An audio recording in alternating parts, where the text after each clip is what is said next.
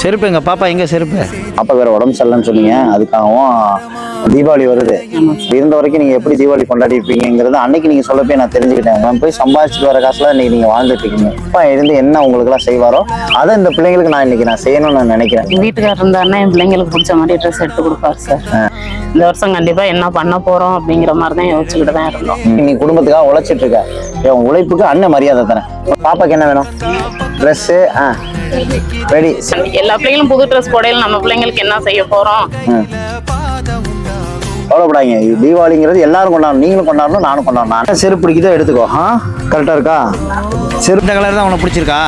இந்த சட்டை ஓகேவா? ஆசைப்படுற மாதிரியே எல்லாமே வாங்கி கொடுத்துட்டேன். சரியாக்கா? எங்களுக்கு உதவி பண்ணதுக்கு ரொம்ப நன்றி சார். எங்க அப்பா எல்லாம் கொண்டாட முடியாதுன்னு நினைச்சா நீங்க எடுத்து காப்பாத்துவீங்களா? இதுல பணம் இருக்கு. ஹாப்பி தீபாவளி. ஹாப்பி தீபாவளி.